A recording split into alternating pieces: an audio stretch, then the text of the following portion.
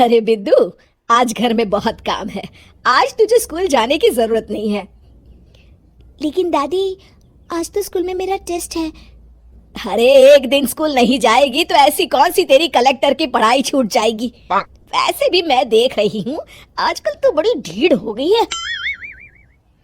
अपनी दादी की बातें सुनकर बिंदु नाराज हो जाती है। तभी उसकी माँ कहती है, अरे बिंदु, इतनी छोटी बात पे मुंह फुलाने की क्या जरूरत है। दादी बिल्कुल सही कह रही हैं। लड़कियों को तो घर के काम काज सीखना चाहिए।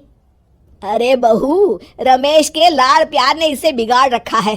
कम से कम तू तो मेरी बात समझती है। अच्छा, मेरी पूजा का समय हो गया है, मैं पूजा करने जा रही हूँ। इतना कहकर रमेश की माँ वहां से चली जाती है। इस तरह बिंदु की दादी और माँ दोनों अक्सर उसे घर के कामों में ही उलझा कर रखते थे। कुछ दिनों के बाद राजू और बिंदु के 10वीं के रिजल्ट्स आते हैं। दोनों बच्चे दादी को अपना अपना रिपोर्ट कार्ड दिखाते हैं। शाबाश मेरे लाल, तू तो बड़े अच्छे नंबरों से पास हुआ है। तभी बिंदु कहती है, दादी मैं भी अच्छे नंबरों से पास हुई हूँ। रमेश की माँ बिंदु को अनदेखा करते हुए कहती है, हाँ हाँ ठीक है, अभी यहाँ खड़ी क्या कर रही है, सुन लिया मैंने। जाकर मेरे लिए चाय बना कर लिया। बिंदु उदास होकर चाय बनाने किचन में चली जाती है। तभी राजू कहता है, दादी मैं क्रिकेट के कोचिंग सेंटर में एडमिशन लेना चाहता हूँ। अरे वाह राजू बेटा, ये तो तूने बड़ी अच्छी बात कही। तू कल ही अपना एडमिशन करा ले, जितनी भी फीस होगी मैं दे दूंगी। अरे एक दिन मेरा पोता विराट कोहली बनेगा। इस तरह अक्सर रमेश की माँ अपनी पोती बिंदु के साथ दुर्व्यवहार करती थी। कुछ दिनों के बाद रमेश की माँ और उसकी पत्नी दोनों सास बहू मिलकर राजू का एडमिशन अच्छे स्कूल में करवा देते हैं, लेकिन बिंदु का एडमिशन नहीं करवाते। इस बात से नाराज होकर बिंदु अपनी दादी से कहती है, लेकिन दादी मुझे भी आगे की पढ़ाई करनी है। अरे क्या करेगी आगे की पढ़ाई लिखाई करके, हैं? आज से ये पढ़ाई का भूत अपने दिमाग से उतार दे। इतना कहकर रमेश की माँ वहां से चली जाती है।